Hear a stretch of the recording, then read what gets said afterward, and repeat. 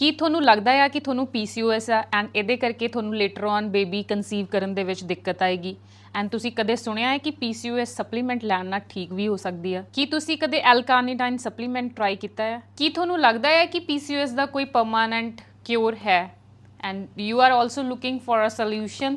ਸੋ ਮੈਂ ਤੁਹਾਨੂੰ ਅੱਜ ਆਪਣੀ ਸੀਕ੍ਰੇਟ ਦੱਸਾਂਗੀ ਕਿ ਮੈਂ ਕਲਾਇੰਟਸ ਨੂੰ diet, workout, resistance training and supplements ਦੇ ਨਾਲ ਕਿੱਦਾਂ ਰਿਕਵਰ ਕਰਵਾਉਣੀ ਆ।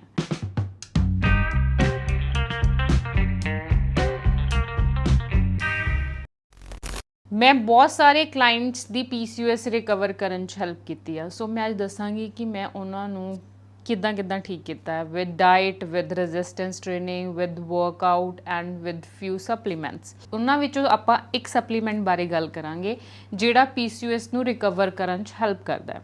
ਸੋ PCOS ਕੀ ਆ? PCOS ਨੂੰ ਸਮਝਣਾ ਬਹੁਤ ਜ਼ਰੂਰੀ ਆ। PCOS ਦੇ ਵਿੱਚ ਸਾਡੀ ਓਵਰੀਜ਼ ਦੇ ਵਿੱਚ ਸਿਸਟ ਹੁੰਦੇ ਆ ਤਾਂ ਸਾਡੇ ਜਿਹੜਾ ਫੋਲੀਕਲ ਸਟਿਮੂਲੇਟਿੰਗ ਹਾਰਮੋਨ ਆ ਉਹ ਲੋ ਹੋ ਜਾਂਦਾ FSH। ਸੋ ਅਗਰ FSH ਲੋ ਹੋਏਗਾ ਤਾਂ ਤੁਹਾਡੀ ਓਬਵੀਅਸਲੀ ਬੋਡੀ ਆ ਜਿਹੜੀ ਉਹ ਇੱਕ ਮੈਚਿਓਰ ਐਗ ਪ੍ਰੋਡਿਊਸ ਨਹੀਂ ਕਰੇਗੀ। ਸੋ ਤੁਹਾਡੀ ਜਿਹੜੀ ਊਸਾਈਟ ਹੈਲਥ ਆ ਉਹ ਲੋਅਰ ਰਹੇਗੀ। ਸੋ ਤੁਹਾਨੂੰ ਹਮੇਸ਼ਾ ਰਿਸਕ ਰਹੇਗਾ ਕਿ ਜੇ ਤੁਸੀਂ ਲੇਟ ਕਨਸੀਵ ਕਰੋਗੇ ਜਾਂ ਤੁਹਾਡਾ ਏਜ ਫੈਕਟਰ ਵੀ ਨਾਲ ਹੋਏਗਾ, ਹੋਰ ਫੈਕਟਰਸ ਇਨਕਲੂਡ ਹੋ ਜਾਣਗੇ, age, family history, PCOS, diabetes, ਉਹਦੇ ਨਾਲ ਤੁਹਾਨੂੰ ਕਨਸੀਵਿੰਗ ਦੇ ਵਿੱਚ ਦਿੱਕਤ ਆ ਸਕਦੀ ਆ। ਸੋ ਹਾਰਮੋਨਸ ਨੂੰ ਆਪਾਂ ਇੰਪਰੂਵ ਕਰਨ ਲਈ ਕੀ ਕਰ ਸਕਦੇ ਆ, ਕਿਹੜਾ ਸਪਲੀਮੈਂਟ ਲੈ ਸਕਦੇ ਆ ਐਂਡ ਉਹ ਸਪਲੀਮੈਂਟ ਕਿੱਦਾਂ ਵਰਕ ਕਰਦਾ ਆ, ਕਿੱਦਾਂ ਸਾਡੇ ਲਈ ਹੈਲਪਫੁਲ ਹੁੰਦਾ ਆ, ਸਾਡੇ ਹਾਰਮੋਨਸ ਨੂੰ ਕਿੱਦਾਂ ਰੈਗੂਲੇਟ ਕਰਦਾ ਹੈ। ਉਹ ਸਪਲੀਮੈਂਟ ਨੈਚੁਰਲ ਡਾਈਟ ਦੇ ਵਿੱਚ ਵੀ ਪ੍ਰੈਜ਼ੈਂਟ ਹੁੰਦਾ ਹੈ ਬਟ ਜੋ ਸਾਨੂੰ ਇੱਕ ਡੋਜ਼ ਰਿਕੁਆਇਰਡ ਹੁੰਦੀ ਆ ਕਿਸੇ ਚੀਜ਼ ਨੂੰ ਰਿਕਵਰ ਕਰਨ ਲਈ, ਸੋ ਉਹਦੀ ਡੋਜ਼ ਤਾਂ ਪ੍ਰੋਫੈਸ਼ਨਲਸ ਹੀ ਦੱਸ ਸਕਦੇ ਆ। ਹਰ ਇੱਕ ਬੰਦੇ ਦੀ ਬੋਡੀ ਟਾਈਪ ਡਿਫਰੈਂਟ ਹੁੰਦੀ ਹੈ। ਜ਼ਰੂਰੀ ਨਹੀਂ ਆ ਕਿ PCOS ਮੋਟਾਪੇ ਕਰਕੇ ਹੁੰਦੀ ਆ। PCOS ਜ਼ਿਆਦਾਤਰ ਬਹੁਤ ਜ਼ਿਆਦਾ ਪਤਲੀਆਂ ਜਿਹੜੀਆਂ ਕੁੜੀਆਂ ਹੁੰਦੀਆਂ, ਐਕਟੋਮੋਰਫ ਬੋਡੀ ਟਾਈਪ, ਉਹਨਾਂ ਨੂੰ ਜ਼ਿਆਦਾ ਹੁੰਦੀ ਆ। ਸੋ ਇੱਥੇ ਸਪਲੀਮੈਂਟ ਆ ਐਲ-ਕਾਰਨੀਟਿਨ। ਐਲ-ਕਾਰਨੀਟਿਨ ਕੀ ਕਰਦਾ ਹੈ? ਐਲ-ਕਾਰਨੀਟਿਨ ਸਾਡੀ ਬੋਡੀ ਦੀ ਜਿਹੜੀ ਸਟੋਰਡ ਫੈਟ ਆ ਉਹਨੂੰ ਬ੍ਰੇਕ ਡਾਊਨ ਕਰਕੇ ਐਨਰਜੀ 'ਚ ਕਨਵਰਟ ਕਰਦਾ ਹੈ। ਸੋ ਸਾਡੇ ਪੂਰੇ ਸਿਸਟਮ ਨੂੰ, ਐਨਰਜੀ ਸਿਸਟਮ ਨੂੰ ਫਾਸਟ ਕਰਦਾ ਹੈ। ਐਲ-ਕਾਰਨੀਟਿਨ ਰੈਗੂਲੇਟ ਕਰਦਾ ਸਾਡੀ oxidative and metabolic state of reproductive system.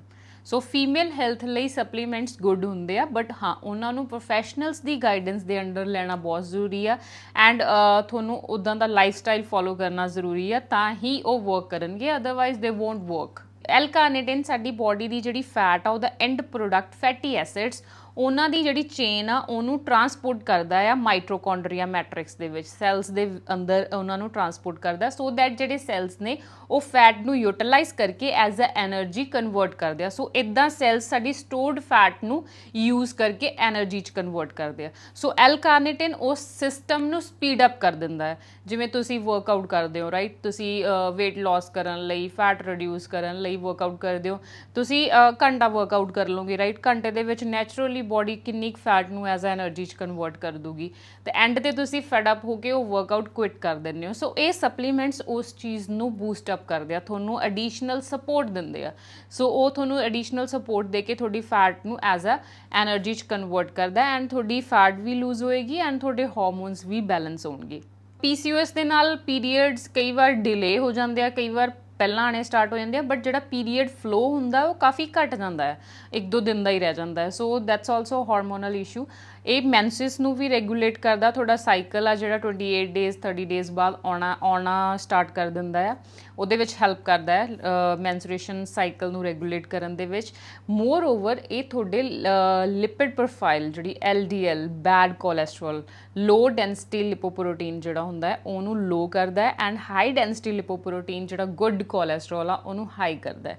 ਸੋ ਉਹਦੇ ਵਿੱਚ ਵੀ ਹੈਲਪ ਕਰਦਾ ਤੁਹਾਡੀ ਲਿਪਿਡ ਪ੍ਰੋਫਾਈਲ ਇੰਪਰੂਵ ਕਰਨ 'ਚ। ਓਬਵੀਅਸਲੀ ਜੇ ਉਹ ਇੰਪਰੂਵ ਹੋਏਗੀ ਤੁਹਾਡੇ ਐਕਨੇ, ਸਕਿਨ, ਸੋ ਇਹ ਹਿਸਟਿਟਿਜ਼ਮ ਨੂੰ ਵੀ ਘਟਾਉਂਦਾ ਆ, ਜਿਹੜੀ ਬੀਅਰਡ ਆਈ ਹੁੰਦੀ ਆ ਮੈਨ ਲਾਈਕ ਫੇਸ ਤੇ ਫੀਮੇਲਸ ਦੇ, ਉਹਨਾਂ ਦੀ ਹੇਅਰ ਗਰੋਥ ਨੂੰ ਰਿਡਿਊਸ ਕਰਦਾ ਹੈ। ਮੋਰ ਓਵਰ ਤੁਹਾਡੀ ਫਰਟੀਲਿਟੀ ਨੂੰ, ਤੁਹਾਡੀ ਊਸਾਈਟ ਹੈਲਥ ਨੂੰ ਇੰਪਰੂਵ ਕਰਦਾ ਆ। ਲਾਈਕ ਤੁਸੀਂ ਜੇ ਤੁਹਾਡਾ ਫੋਲੀਕਲ ਸਟਿਮੂਲੇਟਿੰਗ ਹਾਰਮੋਨ ਘੱਟ ਆ, ਤੁਹਾਡੀ ਬੋਡੀ ਮੈਚਿਓਰ ਐਗ ਨਹੀਂ ਪ੍ਰੋਡਿਊਸ ਕਰਦੀ, ਤੁਹਾਡਾ ਸਾਈਕਲ ਪੂਰਾ ਕੰਪਲੀਟ ਨਹੀਂ ਹੁੰਦਾ, ਸੋ ਉਸ ਚੀਜ਼ ਨੂੰ ਮੈਚਿਓਰ ਕਰਨ 'ਚ ਐਗ ਪ੍ਰੋਡਕਸ਼ਨ ਨੂੰ ਹੈਲਪ ਕਰਦਾ ਸੋ ਦੈਟ ਤੁਸੀਂ ਲੇਟਰ ਔਨ ਤੁਹਾਡੀ ਫਰਟੀਲਿਟੀ ਹੈਲਥ ਮੇਨਟੇਨ ਰਵੇ ਐਂਡ ਤੁਸੀਂ ਬੇਬੀ ਕਨਸੀਵ ਕਰ ਪਾਓ।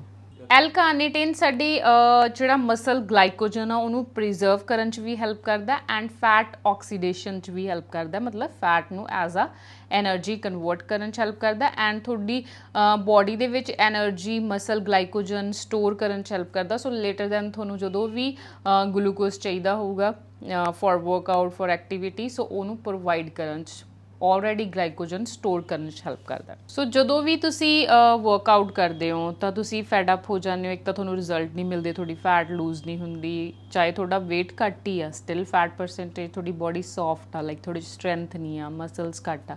ਸੋ ਜਦੋਂ ਵੀ ਤੁਸੀਂ ਵਰਕਆਊਟ ਕਰਦੇ ਹੋ ਤਾਂ ਤੁਹਾਡੀ ਬੋਡੀ ਸੈਕਿੰਡ ਡੇ ਕ੍ਰੈਂਪ ਪੈ ਜਾਂਦੇ ਆ, ਰਾਈਟ। ਤੁਸੀਂ ਸੈਕਿੰਡ ਡੇ ਵਰਕਆਊਟ ਨਹੀਂ ਕਰ ਪਾਉਂਦੇ, ਉਸ ਰੂਟੀਨ ਨੂੰ ਮੇਨਟੇਨ ਨਹੀਂ ਕਰ ਪਾਉਂਦੇ ਕਿਉਂਕਿ ਤੁਹਾਡੀ ਜਿਹੜੀ ਬੋਡੀ ਆ ਬਹੁਤ ਜ਼ਿਆਦਾ ਕ੍ਰੈਂਪਡ ਹੋ ਜਾਂਦੀ ਹੈ due to accumulation of lactic acid. ਜਦੋਂ ਵੀ ਅਸੀਂ ਵਰਕਆਊਟ ਕਰਦੇ ਹਾਂ ਸਾਡੀ ਬੋਡੀ ਲੈਕਟਿਕ ਐਸਿਡ ਪ੍ਰੋਡਿਊਸ ਕਰਦੀ ਹੈ ਲੈਕ ਆਫ ਆਕਸੀਜਨ ਕਰਕੇ। ਸੋ ਇਹ ਉਸ ਚੀਜ਼ ਨੂੰ ਅਕਮੂਲੇਸ਼ਨ ਆਫ ਲੈਕਟੇਟ ਉਹਨੂੰ ਰਿਡਿਊਸ ਕਰਦਾ ਸੋ ਦੈਟ ਤੁਸੀਂ ਆਪਣਾ ਜਿਹੜਾ ਵਰਕਆਊਟ ਐਨਰਜੈਟਿਕ ਰਹੋ ਅਤੇ ਤੁਸੀਂ ਆਪਣਾ ਵਰਕਆਊਟ ਰੈਗੂਲਰ ਰੱਖੋ ਐਂਡ ਤੁਹਾਡੇ ਕ੍ਰੈਂਪਸ ਘੱਟ ਪੈਣ। ਸੋ ਇਹ ਉਸ ਹੈਲਪ ਤੁਹਾਡੇ ਲਾਈਫ ਸਟਾਈਲ ਨੂੰ ਮੇਨਟੇਨ ਕਰਨ ਲਈ, ਵਰਕਆਊਟ ਨੂੰ, ਡਾਈਟ ਨੂੰ, ਹਰ ਚੀਜ਼ 'ਚ ਹੈਲਪ ਕਰਦਾ ਹੈ। ਐਂਡ ਹੁਣ ਆਪਾਂ ਗੱਲ ਕਰਾਂਗੇ ਕਿ ਇਹ ਡਾਈਟ ਦੇ ਵਿੱਚ ਕਿਹੜੀਆਂ ਚੀਜ਼ਾਂ ਦੇ ਵਿੱਚ ਸਮੋਲ ਅਮਾਊਂਟ ਦੇ ਵਿੱਚ ਪ੍ਰੈਜ਼ੈਂਟ ਹੁੰਦਾ ਹੈ। Red meat, beef, but Indians ਜ਼ਿਆਦਾਤਰ ਬੀਫ ਨਹੀਂ ਲਾਈਕ ਕਰਦੇ। Dairy product, milk. So PCOS ਦੇ ਵਿੱਚ ਡੇਰੀ ਪ੍ਰੋਡਕਟ, ਮਿਲਕ ਇਹ ਬੰਦ ਕਰਾਏ ਜਾਂਦੇ ਆ, ਇਹਨਾਂ ਵਿੱਚ ਐਲ-ਕਾਰਨੀਟਿਨ ਹੁੰਦਾ ਆ। ਸੋ ਇਹ ਕੁਛ ਕੇਸਿਸ ਦੇ ਵਿੱਚ ਸਾਨੂੰ ਇਹ ਬੰਦ ਕਰਾਉਣੇ ਪੈਂਦੇ ਆ ਡੇਰੀ ਪ੍ਰੋਡਕਟਸ, ਅਦਰਵਾਈਜ਼ ਇਹ ਹੈਲਪ ਕਰਦੇ ਆ। ਐਂਡ ਅਗਰ ਤੁਸੀਂ ਡੇਰੀ ਪ੍ਰੋਡਕਟ ਨਹੀਂ ਲੈ ਰਹੇ, ਉਹਦਾ ਐਲ-ਕਾਰਨੀਟਿਨ ਨਹੀਂ ਉਸ ਅਮਾਊਂਟ ਦੇ ਵਿੱਚ ਲੈ ਰਹੇ ਤਾਂ ਤੁਸੀਂ ਤੁਹਾਡੇ ਲਈ ਸਪਲੀਮੈਂਟ ਫਾਰਮ ਦੇ ਵਿੱਚ ਬੈਨੀਫੀਸ਼ੀਅਲ ਆ। and then beans, avocado. So dietary changes are also important ਕਿਉਂਕਿ ਇਹ insulin sensitivity ਤੇ work ਕਰਦਾ, ਰਾਈਟ। ਸੋ ਅਗਰ ਤੁਸੀਂ ਸ਼ੂਗਰ ਖਾ ਰਹੇ ਹੋ, ਰਾਈਟ, ਇਨਸੂਲਿਨ ਸੈਂਸਿਟੀਵਿਟੀ ਨੂੰ ਤੁਸੀਂ ਹੋਰ ਇਨਕਰੀਜ਼ ਕਰ ਰਹੇ ਹੋ। ਸੋ ਇੱਕ ਚੀਜ਼ ਤੁਸੀਂ ਸਪਲੀਮੈਂਟ ਲੈ ਰਹੇ ਹੋ PCOS ਨੂੰ ਰਿਕਵਰ ਕਰਨ ਲਈ ਐਂਡ ਉਹ ਤੁਹਾਡੀ ਸੈਂਸਿਟੀਵਿਟੀ ਨੂੰ ਇੰਪਰੂਵ ਕਰ ਰਿਹਾ, ਇੱਧਰੋਂ ਤੁਸੀਂ ਸੈਂਸਿਟੀਵਿਟੀ ਹੋਰ ਵਧਾ ਰਹੇ ਹੋ, ਇਨਟੇਕ ਤੁਹਾਡਾ ਸਹੀ ਨਹੀਂ ਆ। ਸੋ ਇਹ ਚੀਜ਼ਾਂ ਫਿਰ ਵਰਕ ਨਹੀਂ ਕਰਨਗੀਆਂ। ਸੋ ਵਰਕ ਇਹ ਹੋਏਗਾ with diet, with life style and ਤੁਸੀਂ ਇੱਕ ਸਪਲੀਮੈਂਟ ਐਡ ਕਰ ਸਕਦੇ ਹੋ ਆਪਣੀ ਡਾਈਟ ਦੇ ਵਿੱਚ ਐਂਡ ਇਹਨਾਂ ਦੀ ਕੁਆਂਟਿਟੀ ਡਿਪੈਂਡ ਕਰਦੀ ਆ person to person. So minimum 500 mg ਹੁੰਦੀ ਆ। ਸੋ 500 mg to 3000 mg ਤੱਕ ਜਾ ਸਕਦੀ ਆ। 1000 mg ਤੁਸੀਂ ਪਰ ਡੇ ਲੈ ਸਕਦੇ ਹੋ, that will be beneficial for you. For ਬਾਕੀ ਤੁਸੀਂ ਲਾਈਕ ਕਿੱਦਾਂ ਰਿਕਵਰ ਕਰ ਰਹੇ ਹੋ ਉਹਦੇ ਅਕੋਰਡਿੰਗ ਡੋਜ਼ੇਜ ਸੈੱਟ ਹੁੰਦੀ ਆ। So this is all about PCOS and L-carnitine. So L-carnitine is helpful during PCOS for reproductive health and ਤੁਹਾਡੀ fertility ਨੂੰ ਵੀ ਇੰਪਰੂਵ ਕਰਦਾ ਹੈ। ਸੋ ਇਹ ਚੀਜ਼ਾਂ ਤੁਸੀਂ ਬਿਲਕੁਲ ਨਾ ਸੋਚੋ ਕਿ ਸਪਲੀਮੈਂਟਸ ਜਿਹੜੇ ਨੇ ਉਹ ਸਾਡੇ ਰੀਪਰੋਡਕਟਿਵ ਸਿਸਟਮ ਨੂੰ ਖਰਾਬ ਕਰਦੇ ਆ ਜਾਂ ਨਹੀਂ ਲੈਣੇ ਚਾਹੀਦੇ। ਹਾਂ, ਕਿੰਨਾ ਕੇਸਿਸ ਦੇ ਵਿੱਚ ਨਹੀਂ ਲੈਣੇ ਚਾਹੀਦੇ ਅਗਰ ਤੁਹਾਨੂੰ ਆਲਰੇਡੀ ਕੋਈ ਕਿਡਨੀ ਡਿਸਆਰਡਰ ਆ, ਏਜ ਨੂੰ ਓਲਡ ਏਜ ਆ ਕੋਈ, ਹੈ ਨਾ ਪਰਸਨ, ਉਹਨੂੰ ਕਿਡਨੀ ਡਿਸਆਰਡਰ ਆ, ਕ੍ਰੀਏਟਿਨਾਈਨ ਉਹਦਾ ਹਾਈ ਆ, ਤਾਂ ਉਹਨਾਂ ਕੇਸਿਸ ਦੇ ਵਿੱਚ ਅਸੀਂ ਨਹੀਂ ਵੀ ਦੇ ਸਕਦੇ ਐਂਡ ਜਾਂ ਕੋਈ ਵਰਕਆਊਟ ਨਹੀਂ ਕਰ ਰਿਹਾ ਨਾ, ਸੋ ਉਦੋਂ ਇੰਨਾ ਨਹੀਂ ਰਿਕੁਆਇਰਡ ਹੁੰਦਾ। Otherwise it's helpful. If you like this video do comment us ਤੁਹਾਨੂੰ ਕਿਹੜੀ ਕੁਐਰੀ ਆ regarding PCOS, will let you know the solution. Thank you for watching this.